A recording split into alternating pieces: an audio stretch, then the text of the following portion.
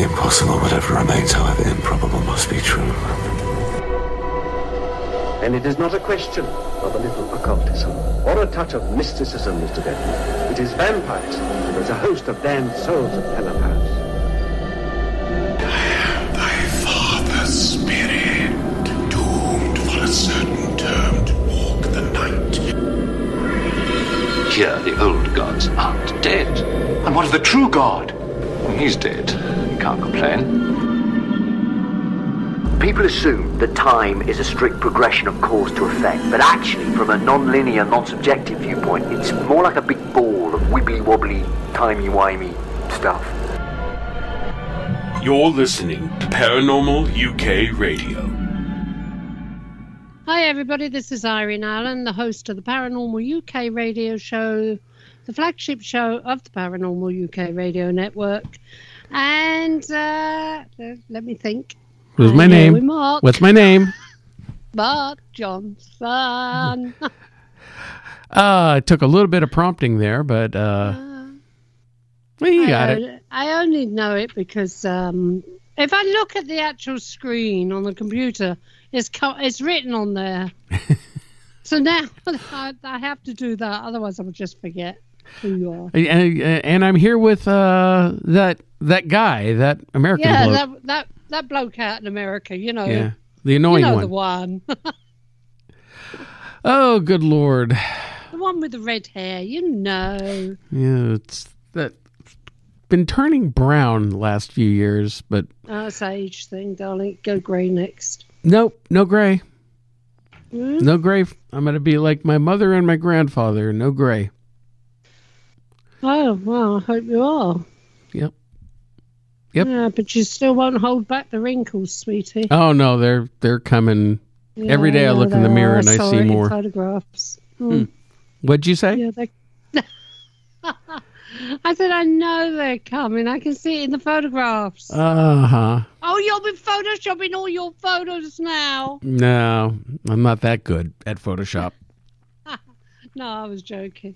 I am joking. Nope, I see it in myself. I know, I'm getting older. What can you do? But my attitude is still that of a 14-year-old, so screw it. I know that too. Been dealing with it long enough. Speaking of dealing with things, how are your storms going over there? Well, we've had 3 named storms in 1 week. Any damage in your area? Yeah. There's trees down and one, not around my house, but in the area there's a lot of trees down. There's a lot of floods starting in the UK where rivers are bursting their banks and one thing or another.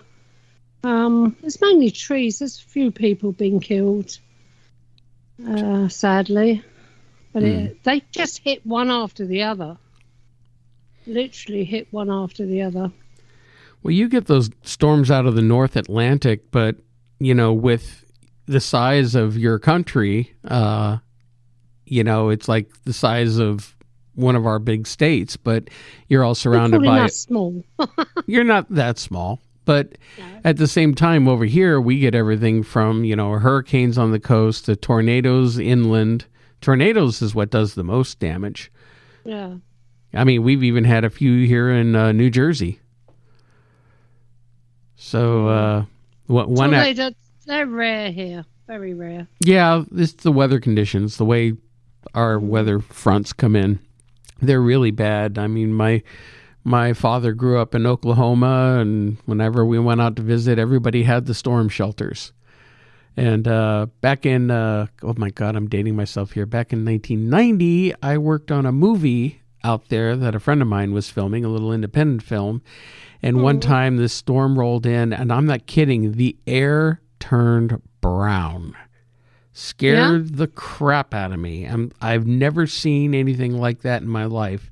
How the air turned brown, and I thought for sure we were going to get hit with tornadoes, but thankfully nothing happened. So anyway, out here our weather can't make up its mind what it wants to do. We were like 60 yesterday. Now we're going to be back down in the 30s. That was like last week, though, wasn't it? One day you're in fur coats, the next day you're in bikinis. What do you do? Yeah. You know, here it's cold. It's climate It's change. bloody cold, and it's cold, and that's it. And it's wet, and it's raining, and it's windy, and that's it for. So, in other 6 words, months a year. a typical day in Wales. Yeah, typical. You know, before I moved down here from London, people were saying, "Oh, you don't want to move down there. It's always raining down there." Oh, don't be silly. People go on holiday to Wales, I said. But I was wrong. I was wrong. They were right. Oh, good Lord. Hey, before we get on with the show and introduce our guest, I have to tell you a little ghost story. Oh, go on then. Okay. On Saturday, Sherry went to go get her hair done, and the hair salon is in an old church in this one town. The church is a couple hundred years old. And she goes to check in, and she's standing in the lobby waiting to be called back, and all of a sudden she hears a voice right behind her in her ear go, "Sherry." Oh. She turned around and there was nobody there. So That's like the time my husband got called a pig, isn't it? When he was standing waiting for the dogs, he was standing in the door waiting for the dogs to come in from the garden. And so it was like someone was standing behind him, and they whispered, well, they didn't, they talked right into his ear. And they said, "You pig," to him. And he come into me and said, "Oh, someone's just called me a pig." well, because he left the door open. Yeah, maybe. Oh, well. Was she frightened? No, this stuff doesn't bother her. She was fascinated by it. Mm. I go, good. So she didn't answer it then? No, because there were people standing around, not far away, but that's called an AVP, audible voice phenomena. Yep. I've heard my name called a few times in an old house I used to live in, and in the house I grew up in. So yeah, I've called you a few names as well before now. Yes, I know. I've heard them all the way over here. Oh, well, so why don't we get on with the show then? Introduce our guest who, this is... You're talking about ghosts. This blonde one's playing up in here. It's just thrown something at me. Oh, really? Didn't you hear it? No, I was talking. Oh. All right. We're stirring things up already, Jeff. So, introduce our guest who was on the show a few years ago, and we've brought him back because he has recently guest starred on the Discovery Plus show Alaskan Killer Bigfoot, and he's also a well-known paranormal researcher out of Washington. So we're welcoming Jeff Davis back to the program. How you doing, Jeff? I am doing great. How are you, Mark? Irene? Well, as you heard, she's about getting blown away with storms, and but we're doing pretty good. Hope you had. It's been a while. We're already coming into the end of February here, but I hope you had decent holidays. Yeah, I did, and it's funny as I was listening to you to share your greetings and talking about waffling. You mean waffling? Well. Doing a great intro. How about that? Oh, waffling. Yeah. But I was, because it has been a couple of years, there's been time enough for all of us to accumulate experiences. And it reminded me of a couple of paranormal events that happened to me in between filming on Alaskan Killer Bigfoot and some other things. I wasn't sure if you wanted me to share. Oh, yes, do tell. Absolutely. All right, so this is a paranormal show, Yep. But I'll tell you what. Give you a choice. I'm going to preface this with it's okay for me to talk about this. My father died about 2 years ago, and there was incidents surrounding that. But I also hold monthly kind of get-togethers in a haunted pub, and last year something happened to the staff that I found very interesting. So which do you think would be more interesting to hear about? Both. I'm nosy, so both. We've got time, so please share. Okay, well, I guess I'll talk about this with my father first. My father died in the spring of 2020, and it was not COVID. He had been slowly failing for several years, and then he had dementia and a lot of cardiovascular problems, and it accelerated toward the end of his life, and he was in care. And I was in the midst of trying to manage things for him, and I'd gotten a call from the person at the we've called adult group homes, where in more of a home setting, people who need certain levels of care. It's not quite hospice, but it is actually a family home where they took in people in my dad's stages of life. And it was just a horrible experience for me as the son, having to drive over to this place, and the owner of the place wanted to actually talk like medical details and family planning details, and I had to say I would actually rather prefer seeing my dad first. And so I went through and managed to, in my own mind, say bye to my dad, and made arrangements. And one of my sisters came to visit him, and they eventually removed his body and took it to a funeral home. And all this took about 5 hours. And I was so tired, I did not clear out very many of his possessions. I grabbed a couple of items and said, I'll be back tomorrow to pick up the bulk. And so I drove home, and when my father had been living with me at one point, he had a bedroom in the back of the house. So I walked to the back of the house and I put those items there. And then I walked to the front of the house and sat down in what English folks would know as the front parlor. And I just sat there. And I noticed I had my own cat, and I had adopted my father's cat sometime earlier, and she was very much the scaredy cat. If my cat, okay, his name was Lucifer, but he wasn't evil. If Lucifer got within 3 feet of her name was obviously Pink. a black cat. Yes. Yes, he was a beautiful, friendly Manx. And he went out one night and never came home, and I miss him a lot. But if he got within 3 feet of her, Ping would hiss at him, and he learned to like walk around her. Now I'd been staring into space for maybe an hour or so, and then I noticed Ping and Lucifer both. They kind of walked shoulder to shoulder across the front parlor, and then they both sat down at the entryway to the back parlor, the family room, and they both just sat there right next to each other, staring at the back of the house. And I just watched them, and then Ping stood up, and she stood on 3 paws, with one of her front paws was kind of raised up in the air. A little bit, when cats hesitate, do I want to do this or not? They'll stand there with one paw. And then she put the paw down, and she slowly walked toward the back of the house, out of my field of vision. And several seconds later, I heard ka-thump, thump, thump as she was galloping from the back of the house toward where I was, where the front of the house was.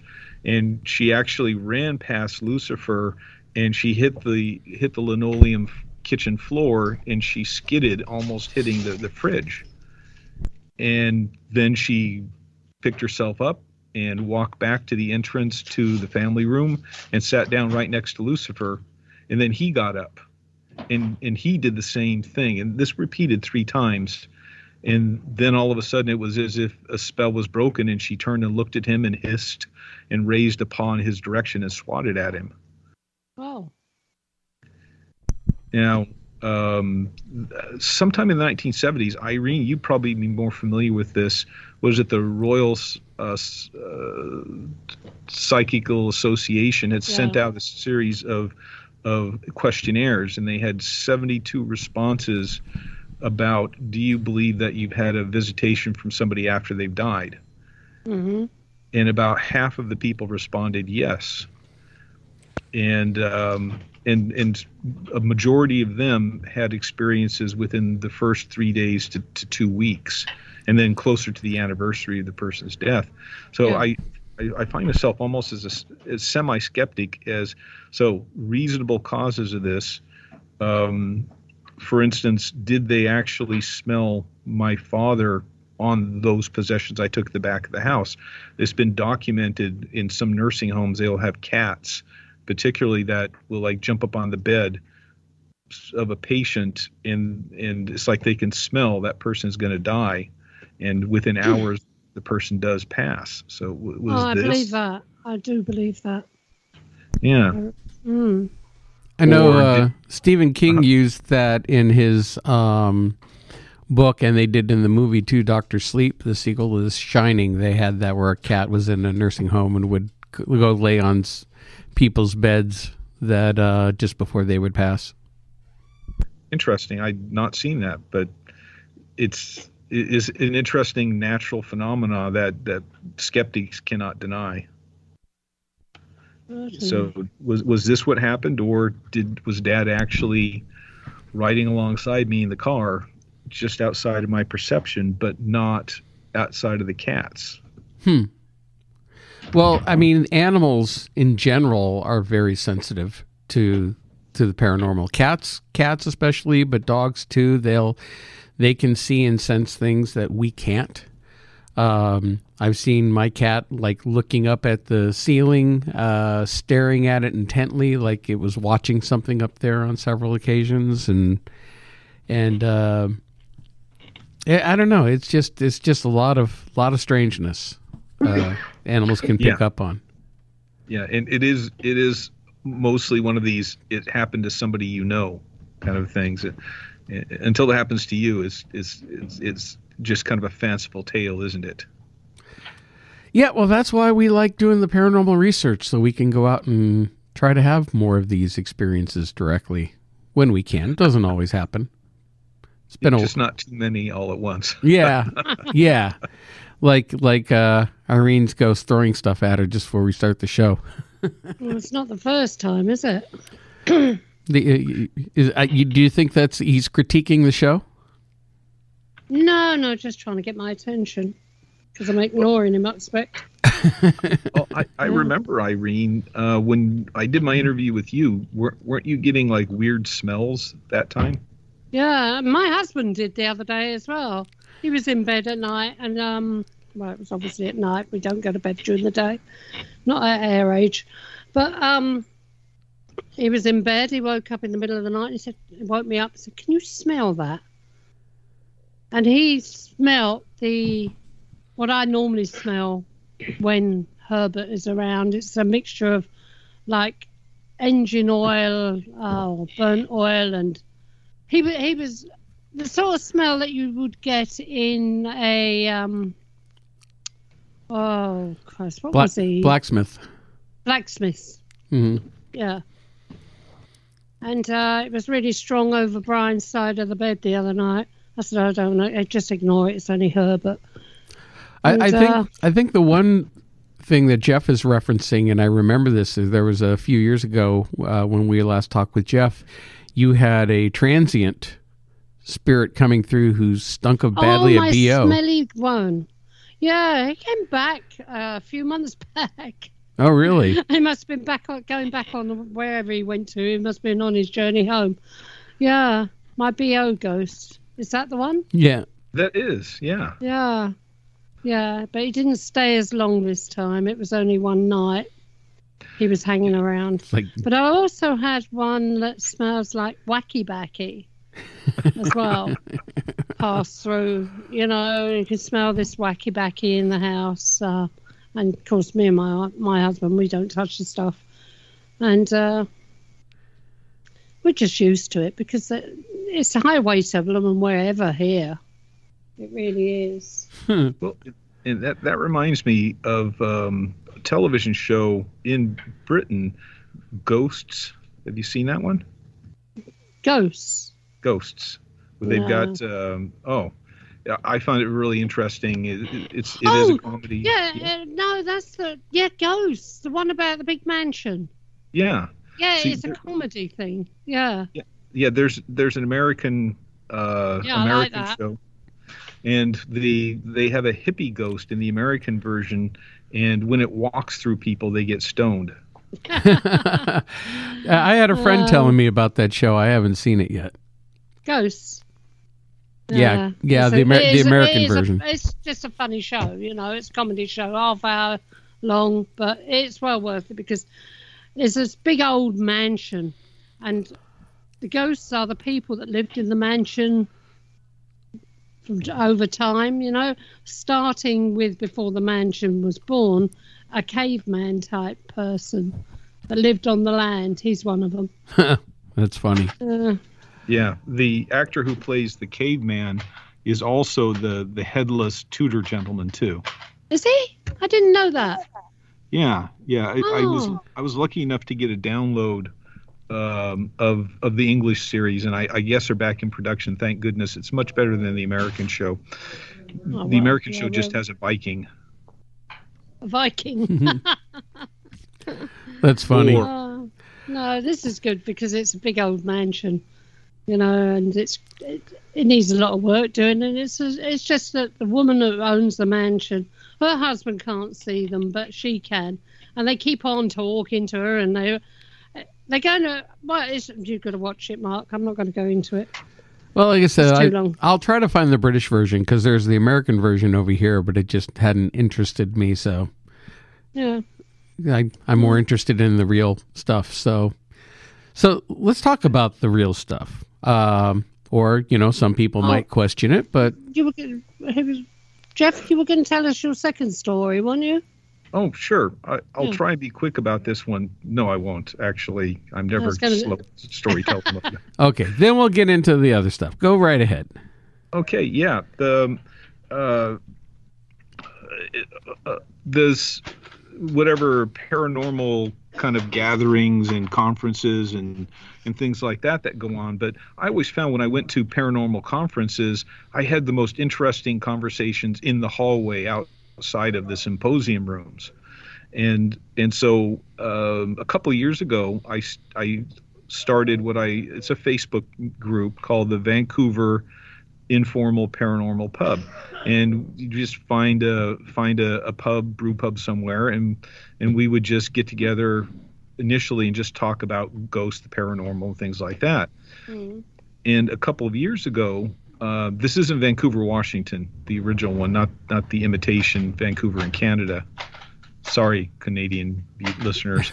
But anyway, this place is called The Underbar and is in the basement spaces of kind of a series of semi-detached shops on the ground level, and they all used to share a common basement, and that's been kind of truncated and compartmentalized. So the Underbar is in this kind of improved space in the basements, and it is haunted. This is the Vancouver Informal Paranormal Pub is in the basement of a building, and it just happens to be haunted. And the history of this building is kind of interesting. It's new especially to people in England. That block was not developed until World War II-ish. We're not quite sure. Now, all of the businesses on ground floor are all sharing common walls, like a semi-detached. And the basement used to be one big space. And just recently, it's been kind of truncated and subdivided to make room for storage as well as the Underbar itself. And so the history of this basement space is a wonder. It's no wonder that it's haunted. It had a bunch of different uses. Oddly enough, on two separate occasions, it was kind of like a dance studio where high schoolers would learn how to dance, for cotillions and things like that. Mm. It was a billiard hall for some years. Mm-hmm. And for over 20 years, it was the meeting center for the court-mandated Alcoholics Anonymous sessions. Somebody committed a crime whilst drunk or under the influence, and so that part of their court probation was to attend weekly meetings. Mm-hmm. And it was an AA meeting place for over 2 decades. And these were people who were hardcore. There used to be, oftentimes there would be a policeman of some kind with a clipboard checking people in, because some people didn't go to the meetings. And it was very highly managed by the facilitators as well. And now it's a bar, which is kind of ironic, isn't it? Yeah, it is, isn't it? Yeah. Now, the underbar, the theme for this place is also kind of ironic. It is they like this kind of hybrid of a prohibition era. So they've got some older furniture down there. There's a lot of it's got reproduction pressed tin ceilings, and the ceilings are kind of low, and it's got some they left some of the ductwork exposed, so it does look kind of like a speakeasy. That's kind of cool. Yeah, it is. And I like places that have that kind of atmosphere. Yeah, and here in the Pacific Northwest, brew pub culture has caught on.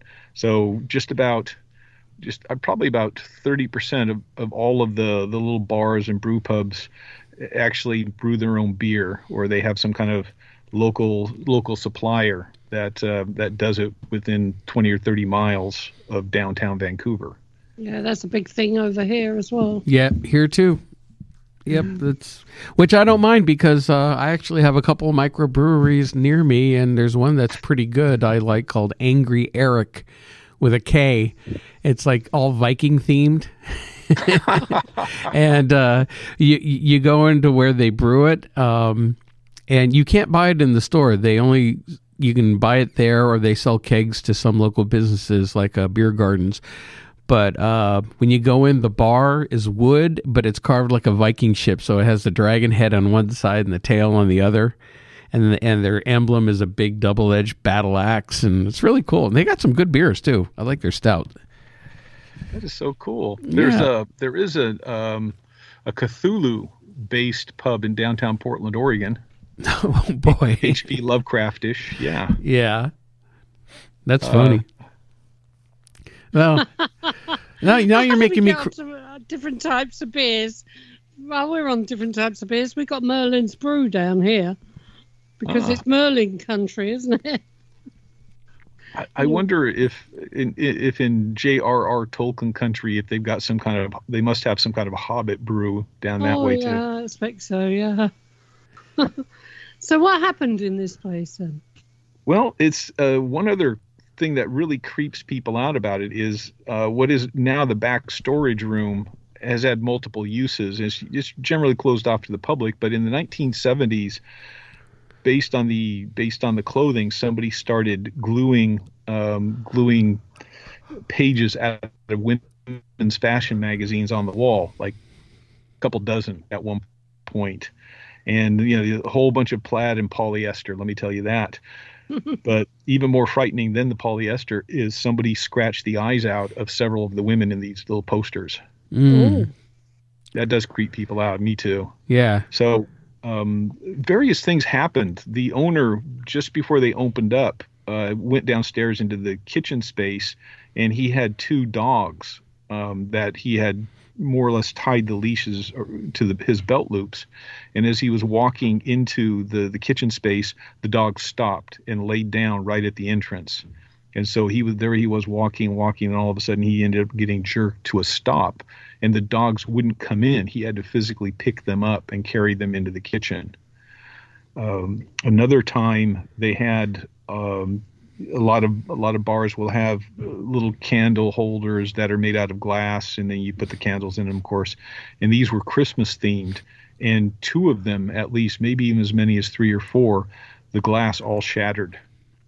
Wow. On different occasions. Yeah. Now, people talked about, clairvoyants came in, they said, we sense that there's an angry man here, and he wants everybody to acknowledge his presence. And so he will only, he only does this occasionally, and he's never hurt anybody. It's not that kind of a haunt. But one time, one of the servers, bar was closed, they'd done cleanup, and for some reason she had gone into this back storage room to count the tips out. So she was sitting on the floor, and the money was spread out in front of her. And then she wasn't thinking anything unusual, but as she was doing the counting, she heard a voice, very close, a man's voice, whisper in her ear, "Don't sit on the floor." So she got up and left. Yeah, well. I would have got up and got a chair. Yeah. And so the haunt continues, and now that COVID restrictions are easing, we restarted the pub, but we tried doing some paranormal investigations, and we did get some odd and unusual things, but those people who work there on a daily basis really had, I guess, the benefit having things happen to them. Yeah. Do you ever feel anything when you go in there? No, I don't. As a lot of people, well, I do. I actually feel like the place is actually kind of welcoming. It's cheerful, cheery, I guess, and homey. They've got a couple of couches there, and the lighting is just low enough to give ambiance but not be scary. Yeah. So a lot of people like the aura there, and these odd things happen only occasionally. And I think all of us have had these kind of experiences where you're living your normal life, and then something happens, and you're left kind of shaking your head, saying, "What was that? What was that?" And that's kind of the underbar. Yeah. Very interesting. I haven't been out, pretty much almost since COVID started. I haven't really been out investigating, and I'm wanting to get back into it this year. So trying to get some plans together because I miss it. I really miss it. I don't have to go out. I just have to stay indoors. Yeah, well, when you live with 3 ghosts, you know, you just walk down the stairs and you hear them all around you. Yeah, yeah. But we do get some strange things. You know, I've had money piled up, coins all piled up like a little tower, and books. There was a stack of books on the windowsill. They were all put at very precarious positions, but they were all, I can't explain it. You know, like it was the sort of thing you do with cards where you make a pyramid. Yeah. Right? But these books, it wasn't a pyramid, but they were just a little tiny movement would have sent them flying. How the hell it was done, I don't know. That was when we first moved in. That hasn't happened since, thank God. Huh. Maybe they approved of you after a quick look at. Yeah, I've had stones thrown at me in the hallway. I've had stones dropped on me in the kitchen as if they've come out of the ceiling, through the ceiling. All sorts of things. You know, the poltergeist side of it is not so severe as it used to be. You know, it's usually when I sit down here to do a radio show, maybe something to get thrown at me, and that's it. But that's about it where the poltergeist side of it is now. But it used to be quite busy, really, all the poltergeist side of it. That's calmed down. I haven't experienced a lot of poltergeist activity, but there was one investigation I did, over a decade ago. We were standing in the kitchen with the clients, and all of a sudden a quarter would drop right in the middle of us, hit the floor out of nowhere. And then it happened like 2 or 3 times. And I was looking to see if like one of the clients was like throwing it from behind his back or something, but he wasn't. And we had some video on there to show that nobody was moving. And these quarters would just dropping out of thin air. Yeah, well, I'm saying it's calmed down. It really hasn't calmed down when you think about it, because I've had makeup moved from the bathroom upstairs to the bathroom downstairs while I've been putting my makeup on up there, and the top lids of things disappear, and then I come downstairs in the bathroom downstairs, the lids are in there. But the makeup's upstairs, you understand? And my glasses are always going missing and things like that. But I don't really class that as much as poltergeist stuff. That's stone throwing and things like that I do, and weird stuff like the books stacking up. Stone throwing. Glasses going missing and things like that. It's just everyday stuff. With the stone throwing, you could be on Most Haunted. Yeah. That Fielding would love your house, I'm sure. Oh, yeah, I expect she would, but she ain't coming in here. Not chuck stones down my corridor, no. Oh, good Lord. Well, I'm sorry. I'm chomping at the bit to talk about television show. Go on then. So, Alaskan Killer Bigfoot. Now, I literally stumbled on this show when it first came out. It just appeared because I have Discovery Plus here in the States. And I'm going, oh, well, okay, this might be interesting. Let's see what it is. And then I really started watching it. I really like the premise with the native communities trying to reclaim this old abandoned site to, restart their fishing industry. Now, the story of the Killer Bigfoot, I admit I took it with a huge grain of salt, but they had a lot of interesting things happen in the show. And, I watched it week to week until it ended. And obviously they kind of ended on a cliffhanger and hoping that they might come back with another season. So we'll have to see how that goes. But they had you on, how many episodes were you on, Jeff? They brought you in as a historian. Yeah, I did two separate interviews in episode 2 and episode 6, I believe. Those were the media interviews, and then I came back in flashback form. So I appear in episodes 2 through 8, actually, and I feel really privileged to be brought in on this. Even this kind of smaller support, because like you, Mark, I really interested in the story of these Native American people living today, who want to reestablish themselves in what's kind of their traditional land. They own the land, and reopen their fishing where most of these folk live.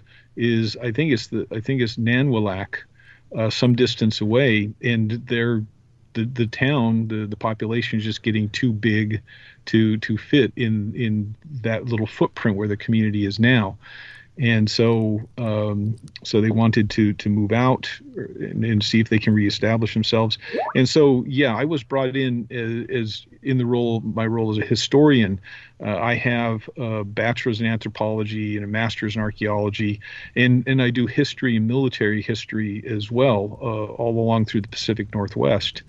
So they contacted me, and among other things, European exploration of the Pacific Northwest is kind of within my expertise. And so I did comb through a lot of these early journals. Nathaniel Portlock, the town was named Portlock to some people, and Nathaniel Portlock, interesting character. He had affiliations with Captain Cook in the late 1700s, and then later, of course, came and stopped at Portlock and other locations. And he was an American colonial.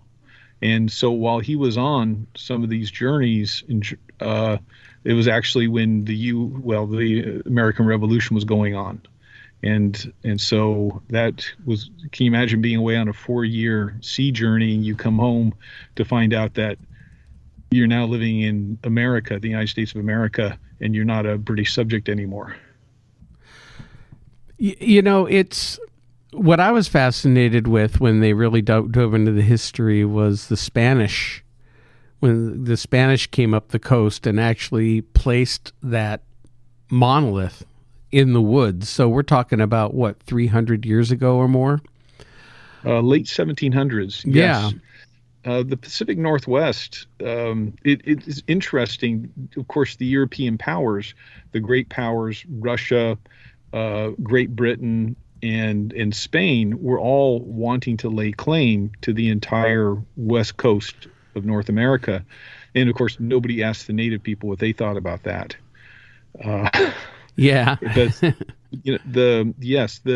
it's interesting, the various countries, the whole idea of laying claim, European nations going out and laying claim to various parts of the world, dates back to the 1500s, and an even older tradition coming from depending who you talk to, some of the Islamic invaders of Spain itself, coming from North Africa to Spain. But basically, you have to create a monument that is substantial, and you have to perform a ceremony saying this is now our country, and the monument has to be, somebody else has to be able to get like map directions and refind it as proof that yes, you were actually there. Usually there's an image of the nation or the sovereign, either drawings or even coins get buried there too. And then you hold a toast and you have witnesses. The very oldest time period in the 1500s, when the Spaniards did this in South America, there was a very scary document that was read to these people, and sometimes only in Spanish. They wouldn't understand it, but basically, you are now subjects of the Spanish crown, and because the Pope said so, and the Pope is never wrong.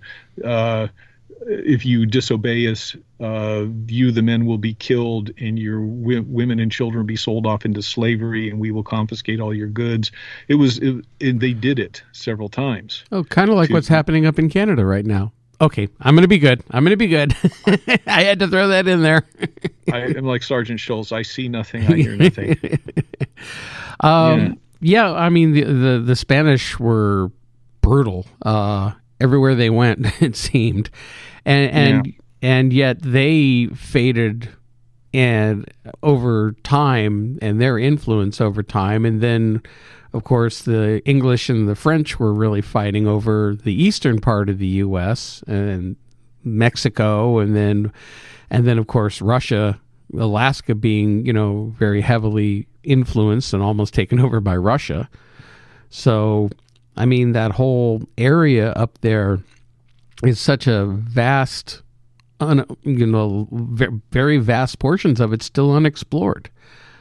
Yeah, you're absolutely right. And this gets to, of course, the premise of the show, Alaskan Killer Bigfoot, the talk about cryptozoology, and we're still wondering about Nantinak, because a lot of native peoples don't have a distinction between what Western culture would say is an ordinary creature we just haven't seen yet, cryptozoology, and a creature we haven't seen yet who has magical powers.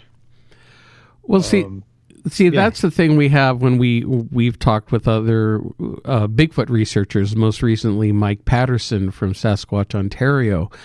And there are researchers who feel Bigfoot is just an undiscovered hominid, and like a great ape, and it's very good at hiding.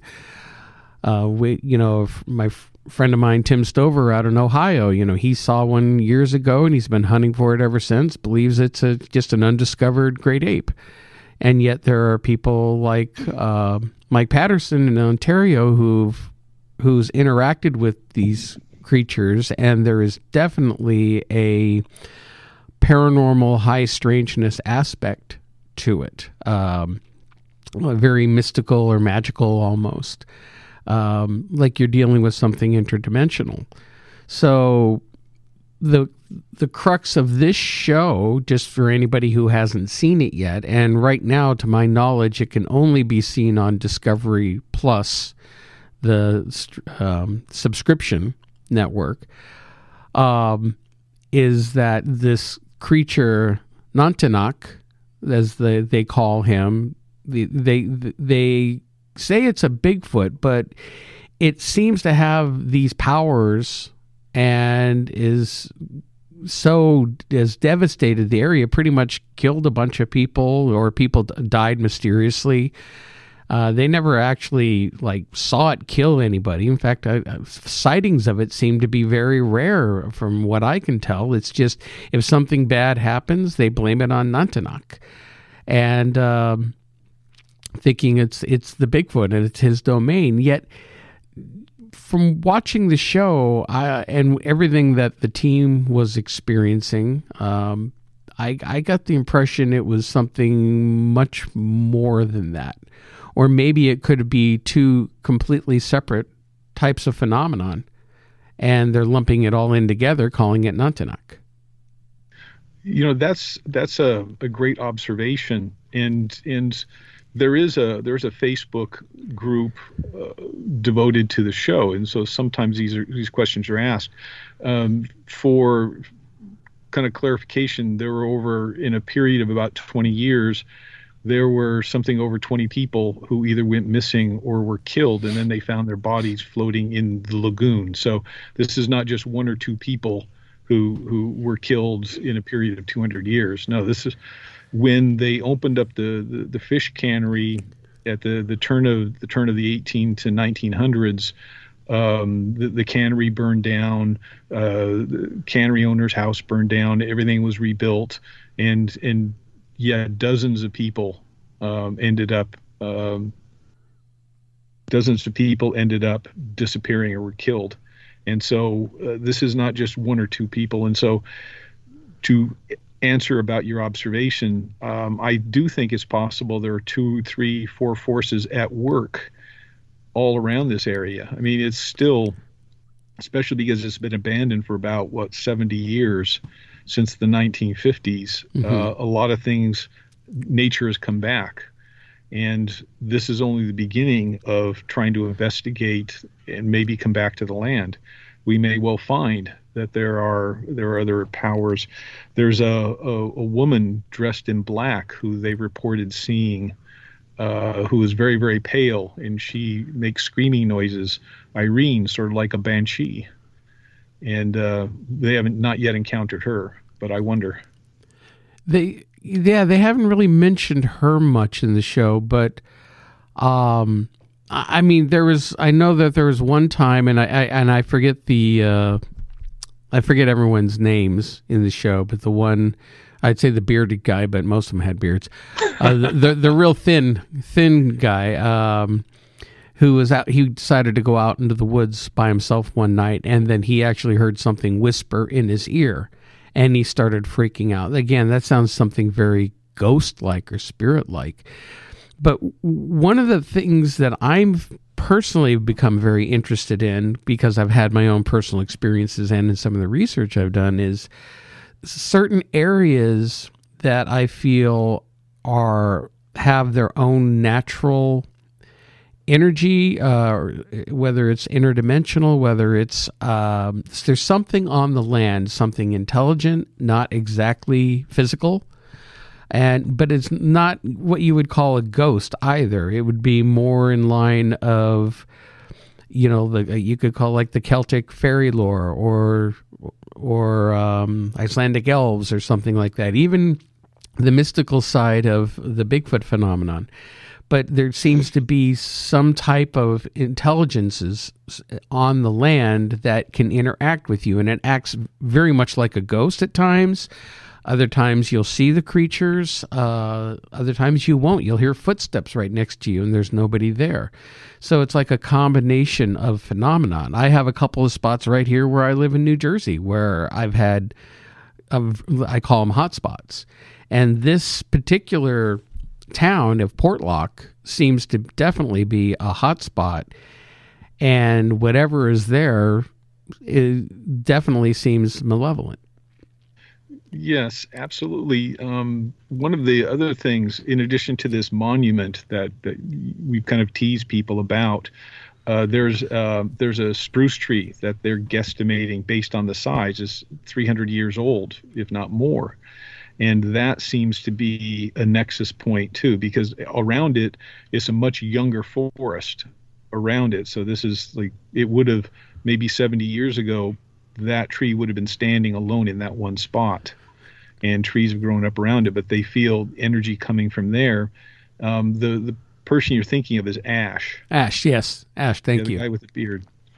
And so Ash is pretty adventurous, just like, there's an abandoned mine shaft. Let's send Ash in there. Now there was a... That's it, Mark. Yeah, I was just going to ask him, because I'm trying to remember on the show. They did find like a cave or a mine shaft on the show, didn't they? Yes, absolutely. There was, and this was open historically. I think it was a chromium or a bauxite mine. I can't remember what kind, but it was. It had been operating for years, and one of the miners disappeared as well. I doubt if he went down the shaft there, because they probably, the first thing would have done was looking for him. But yes, the mine was abandoned, as well as the town itself, the cannery facilities. Well, there you go, Irene. Yeah, it was.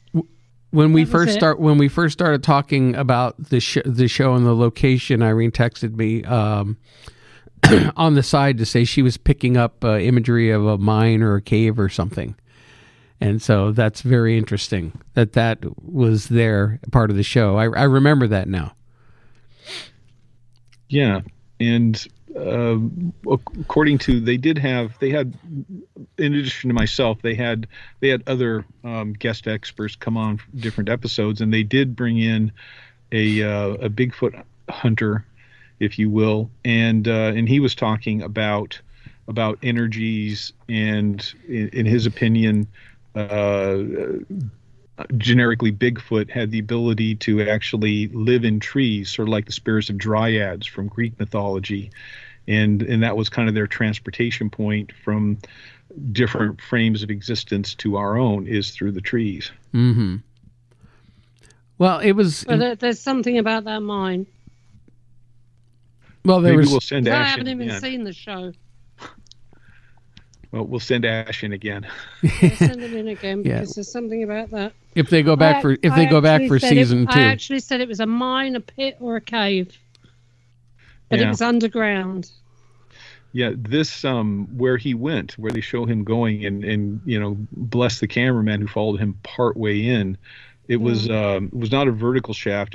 They followed him down a horizontal shaft that was quite lengthy. And I'm sure there were branching sides left and right, and who knows, somewhere there probably are a couple drop off shafts too going down. There was something going on down there. Interesting. Well, you know what? That brings up something else. And again, I've experienced it, and it's also part of the research that I'm looking into, because over the last few years, I've had a fascination with mines and caves and underground locations that seem to be hotspots for certain types of activity. And I feel like in some of these locations, we're dealing with, I don't know what else to call it, generically, some type of nature or elemental entity, spirit maybe, but possibly interdimensional type, that reside in these caves. And maybe even this Nantinaq, or at least one of the phenomenon associated with Nantinaq, is part of these entities or whatnot that live in these caves. And I bring this up because I've investigated some caves and mines. I was in a cave once a few years ago that the Native Americans never would go into it, and so nobody ever died in it. And yet, for whatever reason, back in the cave, there is so much paranormal activity going on back there. I mean, I was catching lights in the rocks. I'm like a half mile in. There's no bugs. There's no insects. It's a sterile environment. You're 50 feet under the ground one way, 200 feet from the side of the mountain. And so there's absolutely nothing that can get in there. And yet I picked up music. I picked up voices, strange light anomalies. Even got an EVP telling us to get out. So, and again, it's very strange for a location that never had any deaths or any violence or anything that we ever heard of. And again, the Native Americans in the area never went in there. So that's caused my own fascination with these type of locations. Mines and caves seem to have something going on in them. They used to call them the Tommy knockers. Some of the miners would call the Tommy knockers being in these in the old mines that would mess around with things and cause mischief. Tommy knockers over here, yeah. I went into a cave once. It was an old smuggler's cave, and all I could hear was voices, stuff being moved around, shouted, all sorts of things going on down there. And that was an old smuggler's cave. What are your thoughts on that, Jeff? Well, I also have had some cave experiences too, a lot more mundane. When I was doing archaeology work around Mount St. Helens, there are all these lava tubes where there was a lava flow, and the lava was hot, but it formed an outer crust that cooled, leaving these long tubes. Some of them hundreds, if not like a mile long, and people used to explore them. And so we were sent in to look and see if the native folk had gone in there and had a campsite in their rock shelters, that kind of thing. And we didn't find that, but we did get kind of bombarded by bats. Huh. And that was interesting enough. I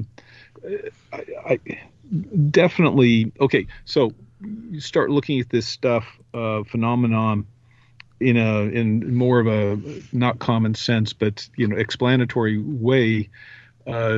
Perhaps there are gases coming out through the rock or cracks in the rocks, which is kind of the basis where they're talking about the Oracle at Delphi, where out of the cracks in the rocks comes the smoke that the gods send to create or to allow people to have visions. And you can get sometimes it's been documented that hallucinations where you get miners down there and the air is bad. So I set that aside on one end, but definitely who knows what kind of other minerals where you get energizing, or if you heard actually music, maybe there's some kind of iron deposits and radio broadcasts are coming out, crystal radios, where it's basically a piece of crystal, and you attach it to, like, when I was a kid, we had crystal radios for 25 cents, and you attach them to the antenna of a TV or another radio, and you actually can hear radio broadcasts. It's the same with a lot of big stones, like the stones, the blue stones and everything here in Wales. You can tap them and they kind of sing to you. Yeah. And you know what? You can take that, say that's all normal phenomena, no reason to be scared. At the same time, the word paranormal to me really means it's some phenomenon that's not quite what we think of as normal. And if you explore it, then it becomes normal. Electricity is a great example of that. Radiation. We never knew what that was until, the 1950s. Yeah. And similarly, where you get, what's the radioactive gases that are in a lot of these mines and caves? But radon? Argon or radon? Radon, yeah. Radon and other things. And so they're as one half of spectrum, they're saying don't go down in the caves because of the gases. Yeah. But there are other people who are terminally ill that for a while, I'm not sure if they're still doing it, they will actually go down into these caves to actually breathe in these radioactive gases because they think it's helping their terminal illness, their cancer. Well, radiation therapy. Yeah. Yeah. The one thing with the show, it was a very unique show. I like the take on it in that it wasn't, a paranormal team going in to investigate an area. It was these villagers, trying to help their community and going up into this area, doing a 40-day expedition to explore it to see if it could be resettled. And then, of course, they have all these experiences. They all seem pretty grounded, down-to-earth guys. But they also had that little bit of superstition. You know, they went into it a little bit afraid, even though they were skeptic. And all coming in from also looking at things from a very Russian Orthodox, which is, I guess, the primary religion up there in that part of the woods. But, you know, the producers would bring in some of these guests, like they had paranormal investigators or the Bigfoot guy or even psychic mediums who came in. And I did have to laugh at that one psychic medium that they brought in, who she comes in and, like, I think spends 10 minutes there, and then she, like, says, "Okay, I'm out of here," and runs out. She couldn't handle it. Yeah, as a sidebar, you both know that I notice weird things. Anyway, she was the only bit of color at that time. She had that brightly colored hat. Yes. And she kind of stood out. So yeah, she got off the helicopter. First thing I noticed was the hat, and yes, she was not there very long. And then I saw the hat getting back on the helicopter, flying out. But that's a marker of the energy level she felt, she detected. I have not seen that happen too often. I have a clairvoyant friend who visited a place in Olalla, Washington, where it's known as Starvation Heights, where this one woman who was claimed to have been an osteopath and a doctor. She didn't have a medical degree. This is the late 18, early 1900s. In essence, people would come to her clinic to be starved to death. And she was very charismatic, and people would literally continue paying her money while they starved to death in her house. And I brought a clairvoyant friend with me, and I didn't tell her anything about the background for this place. And she saw, she claimed she saw the ghosts of these emaciated people who she said, "Why don't you can move on?" And they said, "No, we can't, because Dr. Hazard told us not to move." And she started crying, and I think she lasted like 15 minutes inside there before she had to leave as well. The other thing I'll make a little bit of fun of that I thought was funny was how the other investigative team came in to clear the area, and they pretty much brought in a leaf blower that would blow sage to try to cleanse the land. And I'm sorry, I actually personally do believe in the power of some herbs and sage and whatnot. I'm not making fun of sage itself at all. I'm making fun of the guy coming in with the leaf blower and trying to blow the whole forest with the sage. I kind of thought that was pretty funny. I can imagine that. The delivery method was pretty extreme. Yeah, to say the least. I mean, I'll give the show this, and again, when I talk about things like this, I'm talking from experience in working on television shows in the past, having a film background. I understand how these producers think and what they'll do to create a show and how it's edited in order to bring about the maximum amount of tension and keep people glued and interested and watching. So, it's not, they don't just want to film these guys for 40 days sitting around and walking around the woods. They want to bring in these other people in order to, make this episode interesting. Bring in a Bigfoot guy, bring in a clairvoyant, bring in paranormal investigators, do all this. And in the meantime, they're still researching and having their own experiences. I will give the producers credit for being very creative on this show. And I think what made me like it, even though I thought some of the things that they did or some of the people they brought in were a little bit over the top, was the crew itself. The guys, the main four guys who came in, and then, a couple people switched out in between because their their protector, the bear hunter guy, had the family emergency. He left, so they brought in another villager from the town who stayed with them for the rest of the time. My question would have been, why in the hell weren't they all armed to the teeth? Because for me, it's not the Bigfoot I'd be afraid of. It'd be the damn grizzly bears. Because those things will eat you. And so I was surprised at the lack of protection that they had while they were there. Well, I can't speak to all of that because I wasn't there on the island. But Ash, who you noticed was up in the tree, there somebody else on the Facebook page asked that as a question, and he said that they did end up, some of them at certain times did end up with sidearms, probably pistols. And I can, going back to my military experience, is interesting. At various times, I was assigned in my infantry days kind of as a guard/bodyguard, where you have people who are doing things where, since you're in the biz, Mark, you know, if you're the one directing, producing, or whatever, you can get really, really intent in camera angles and moving the equipment, and you lose track of what's going on around you. Yep. And so there is a need for, in dangerous environments, to actually have somebody whose sole job is to make sure nobody gets killed. In this case, in my case, by the bad guys. In their case, a grizzly bear comes out of the woods, and everybody else is busy having experience in filming it, except for the hunter guy. Mm-hmm.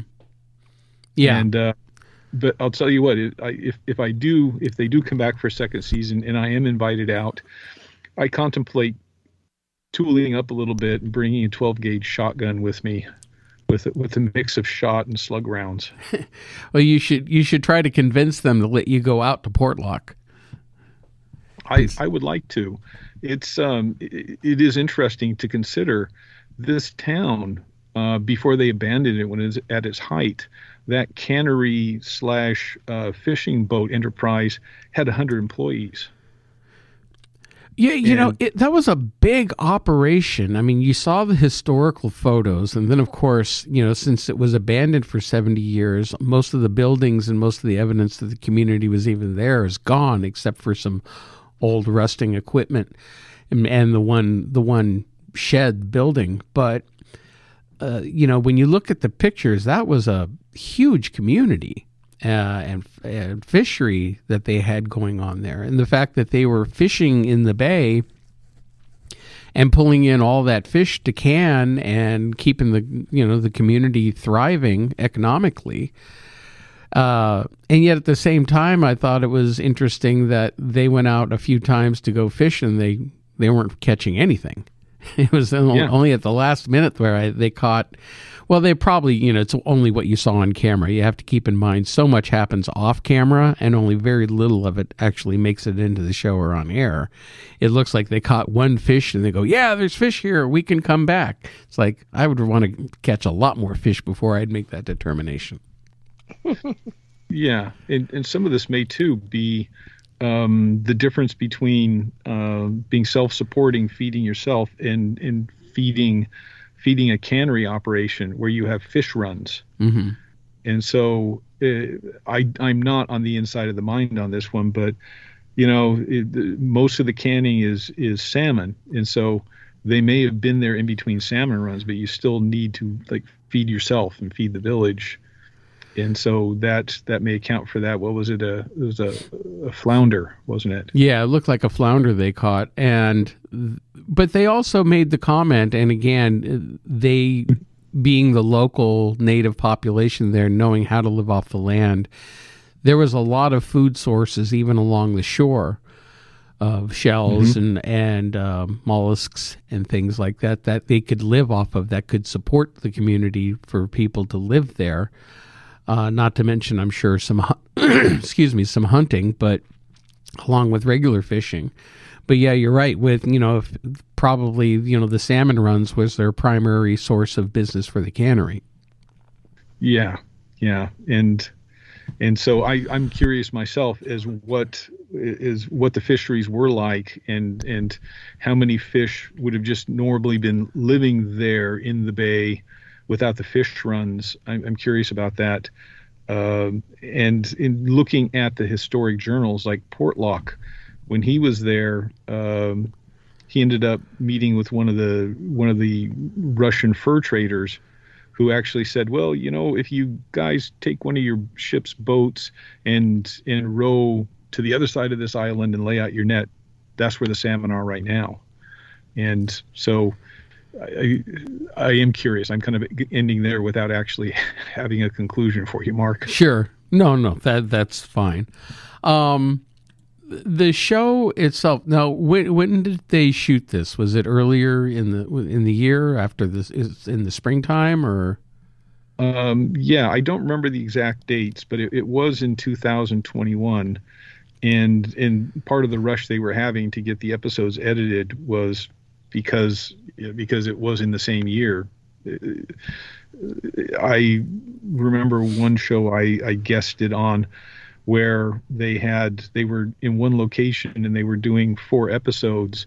And so each episode had a different director. And as soon as they got done filming for that week, that 6 or 7 days, they immediately got on an airplane with all of the digital video and audio and went back into the studio to do editing because they were in such a crunch. Yeah.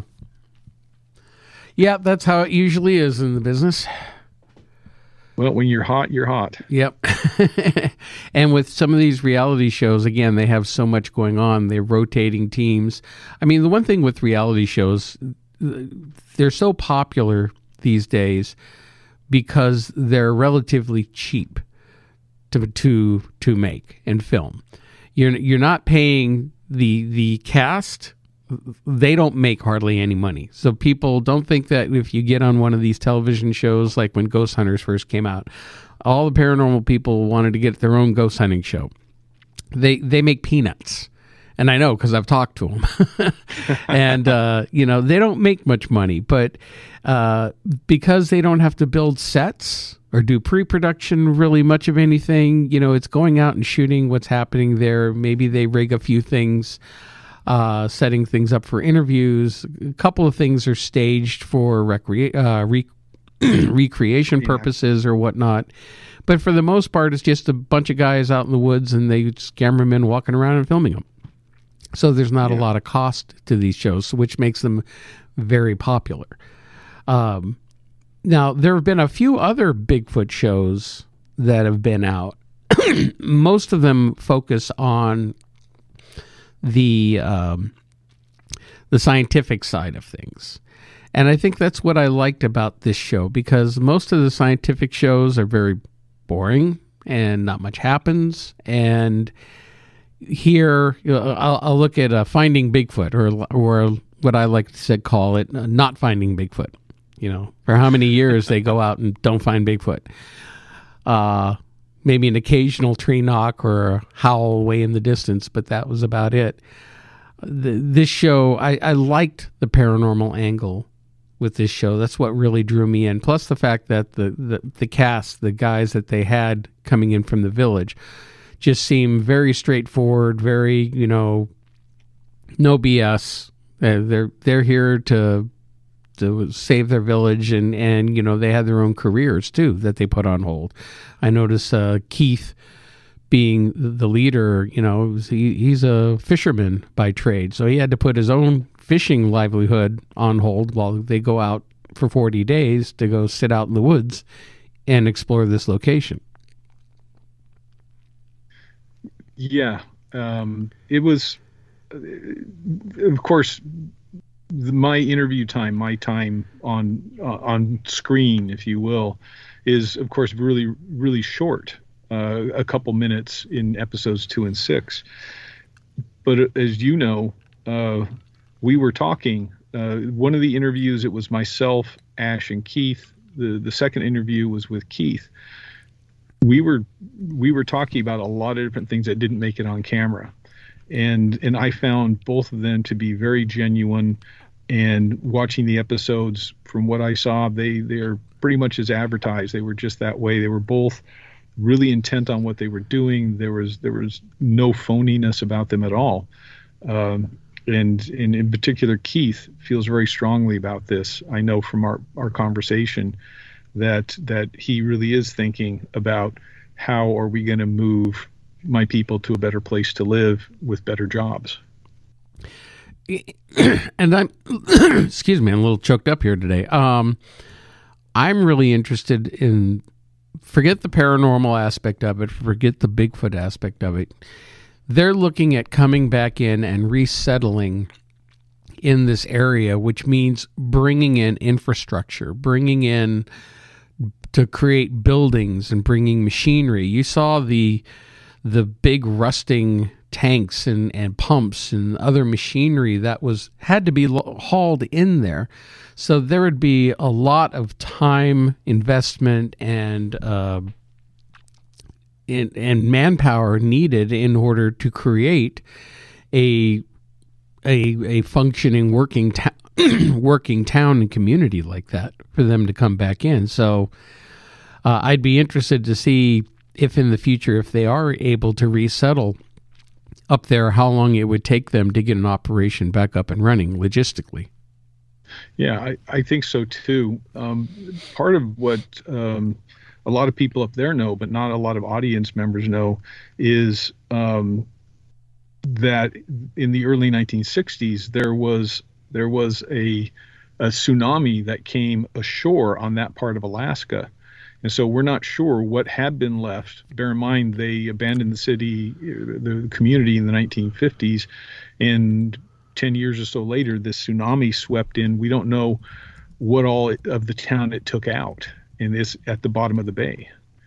And so there's no map, to the best of my knowledge, there's no actual map of where the streets were. You've got over 100 people. You've got to have streets. They had a post office and a school.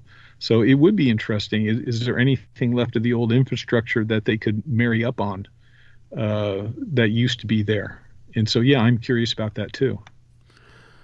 So I understand you were only there for a couple of days. You weren't even there. They had you at another location where they would come and talk to you about the history of it. But now, having seen the show, and yourself being a paranormal investigator, what are your thoughts on what they encountered? I've talked to a couple of other people, and I'm open to multiple answers. It's kind of, I hope, has come out during our talk here.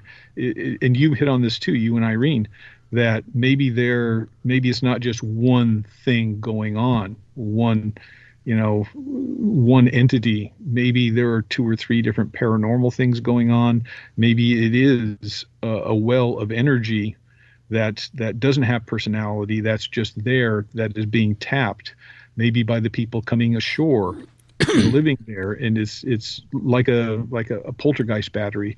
Maybe it is Nantinak, which is maybe a demonic entity. Maybe there are real Bigfoot there too at the same time. In other entities.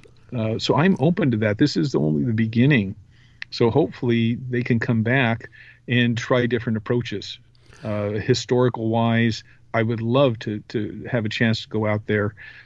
Some of these journals, they actually give latitude and longitude of where they were sailing to. So it would be nice, interesting to go look into that. And some historic archives too. See, if they do get a second season, and for me, I would love to be on a show like that because, again, while the guys are doing their thing and trying to resettle, what I really think that they could use is a more down-to-earth, legit, yet open-minded paranormal investigator or so on site that has the equipment that can tune in, as well as a decent psychic or someone intuitive or sensitive, someone who could pick up on what they're feeling in the land.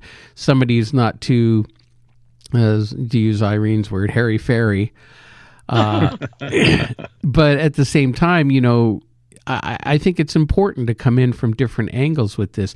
Yeah, sure, they brought in a psychic and she didn't work out very well. Then they brought the paranormal team and they saged the whole area, and they said for like 10 minutes it felt like everything changed, was lighter. They had rebuilt that building, and then as they're driving away, they noticed the building's on fire. And that was the cliffhanger for, you know, to hint that, you know, the activity is going to continue and there might be another season of this. And there's definitely different approaches, and I agree with you. I think that there's different types of phenomenon. There's another show that's on right now. They're coming into their third season that I absolutely love. I don't know if you've watched it, Secret of Skinwalker Ranch. And I saw maybe an episode or two. But I didn't see it very much. Discovery Plus has the first 2 seasons on right now. The new season's about to come out. If you get a chance, I watch it. It's actually produced by the same company that does Ancient Aliens, but don't let that fool you, because they really show. I mean, Skinwalker Ranch has been talked about for years, and you know, with Bigelow owning it, the book that came out in the 90s, Hunt for the Skinwalker. But this new owner has opened it up to allow this television show to come in and film them while they're doing their research. And this is one of the only shows out there. I'm impressed with the scientific research that they're doing to try to discover what's happening on the ranch. Now, granted, they're coming at it purely from a scientific perspective. And I think that they, you know, personally, I would come at it with that and some of the other stuff that I just mentioned, because it helps to look at all angles. But they come at it very seriously. They try these experiments. They're not jumping to conclusions. And that area has so much different types of phenomenon going on. It actually reminds me, it's very similar to what's happening at Portlock, where it seems like there's more than one phenomenon going on there. Could be multiple phenomenons, and you could be looking at something. Maybe it's an interdimensional. Maybe there's a portal there. Different things are coming in and out, and then it's all under the umbrella of Nantinak in the native culture there. Yeah, I agree with you, and I'll have to watch more episodes. I in some ways, I think, just based on the fact that this is people coming back to an older landscape, it reminds me in some ways if you've seen Oak Island. And I've seen that. Which has been on for about 10 years now, and they still haven't found the gold. But but in terms of Portlock, I agree with pretty much everything you've said. I would add to it as a knowledge base, even though I'm a historian and I deal with written records, the ethnographic, the elders, even though this was abandoned 70 years ago, there are still these traditions that the people in Nanwalak have that are a tremendous resource to try and make sense of this. And so, if you, Mark, when you saw some episodes, you notice there are some interviews with some of the local people, and I think those can really help shed a lot more light or point different directions for future research. I agree, because they're the people who have lived on the land, and they have that spiritual connection to the land and the area, in a way that, you know, the European explorers and settlers and Russians and everybody else never would be able to understand or have that connection with. You know, it's a very, I mean, Alaska is a special place. There's something very spiritual, mystical about Alaska that draws a lot of people up there, also because of the isolation. Even watching the show, I watch the show and I watch where these guys are. Now I'm a nature person, and I love the woods and I love being out there. But yet, watching them in that town, it just felt oppressive to me. Just even watching it, like it felt like an area that I love going camping and whatnot, and it was just felt like an area I would not want to hang out in. I can't explain why.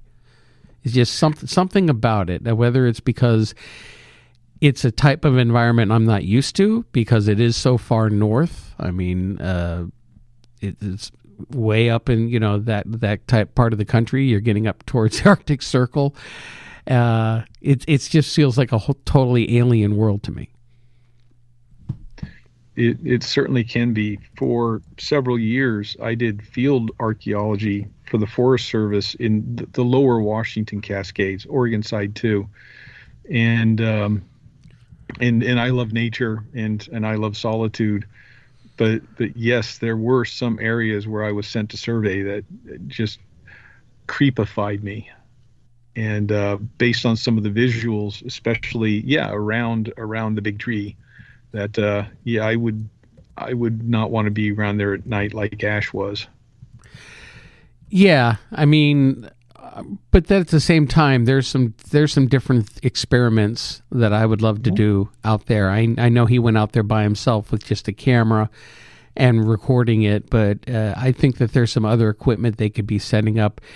One thing that they should really play with is audio, and which is one of my favorite tools when doing an investigation. Is they were looking at stuff visually. They would explore the historical aspect of it. They brought in the psychic and whatnot, the investigators. But I think if they did more experimentation with audio in forms of either digital audio recorders or even like some of these scanning devices for radio frequencies, because they're so isolated, they're not going to pick up anything from a radio station, but they may get some type of voices or communication that they didn't get the first time around. It might start giving them more clues on what they're dealing with. Yeah, I tend to agree with you. It would be interesting going, if they could relocate some of the principal buildings of the town, in particular doing audio experiments, the church, the school, those sites, houses, any of the houses too. Be really interesting. Yeah, so I'm interested. I mean, I haven't heard any news yet on if they've been renewed for a second season or not. And of course, coming out of winter right now, if they did do a second season, it would be another month or two before they would be able to start shooting anyway, because of the weather up there. But I actually hope it continues. I would like to see where they take it going into the next season. Yeah, I agree with you. This is one of these things one of the reasons I reached out to just about everybody I knew who had podcasts that was in the public eye was this is pretty much a real reality show, and I think everybody would like to see whether or not the people move back to Portlock and settle what they can about the legends and the lifestyle.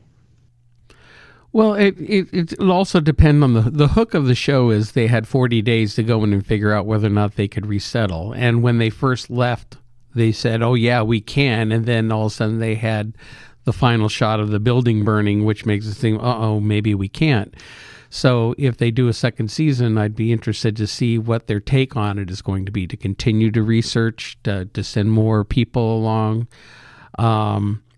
Again, it's going to be up to the producers. That's kind of like what I liked about the show. It was not easy to predict where they were going to go. There were a lot of surprises with it, and I really enjoyed it.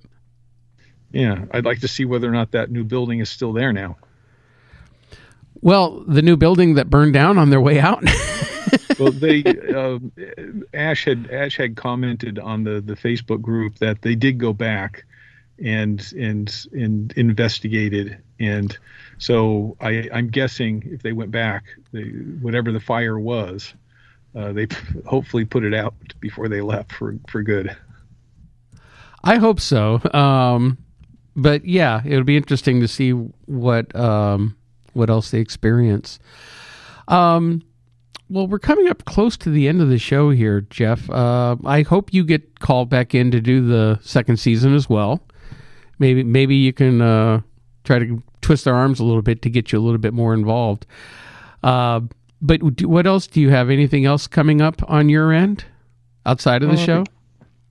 Yes, I do. Oddly enough, in July, there is a local Bigfoot festival and so I will be there for that on a panel or two. The premier person is Jason Hawes from Ghost Hunters, by the way. The end of March, the Oregon Ghost Conference is in its, I think, 10th, 11th year, depending on how you count COVID. And this is in Seaside, Oregon, over the spring break in March. And I will be there speaking there and selling books. And I do ghost walks at the Vancouver Barracks, which was for many years the oldest continuously occupied U.S. Army post on the West Coast, 1849 to 2011. And I do, yeah. You've got to come out here, Irene. You too, Mark. Yeah. Have you seen anything there? When I was 17 years old, I joined the Army Reserves. Yeah. And I was in and out of those buildings for the next 32 years. So, yeah, I had some weird things happen. Old hospital, the oldest building, 1849, is still there. I know that's new to somebody in Wales, but for us Americans, it's an old building. Ulysses S. Grant was in and out of that building. Phil Sheridan, George C. Marshall, and many, many others. And it's currently closed, but it should reopen soon, I hope, as kind of a bistro restaurant gift center, so people can actually walk up the same stairs as all of these famous military people. And so I will be starting ghost walks in July or August through Halloween, and so people can contact me that. My website is all one word, ghostsandcritters.com. And now that I've said that, I'm going to have to update the site, aren't I? Probably. Well, and you also have your books are still available for sale? Yes, off of my website, or when I do the ghost walks, I usually carry a backpack around with me, and I'll have them for sale at the Ghost Conference and the Bigfoot Festival, and just trying to get the word out. Fantastic. Well, Jeff, thank you for coming on the show. This has been a lot of fun talking with you again and talking about this and the other subjects, your ghost stories in the beginning. Hey, we could talk ghost stories all day long. They're always fun to talk. Yeah, we like ghosts. Me too. And, they are, I can't say tangible because most ghosts aren't, but they are a link that is almost visceral, almost instinctive, that people have to the past, is through the spirits of the dead. Yeah, very, very true. Well, we'll have to do another show coming up soon and just focus solely on the ghosts up there in the Pacific Northwest. That'll be an idea. Yeah, I'd like that. Okay. Well, we'll plan on we'll get you calendared in here in the near future, and we'll do another one. Great. I look forward to it. All right. Well, again, thank you for coming on. And I want to thank our listeners for tuning in to another edition of the Paranormal UK radio show, the flagship show on the Paranormal UK radio network. And Irene, where can people find us? Everywhere, people. Just about everywhere. Yeah.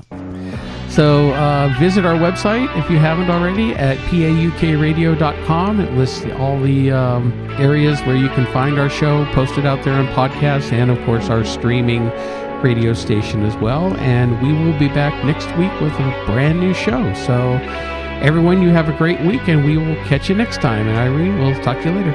Okay, night, everyone. Thanks for tuning in.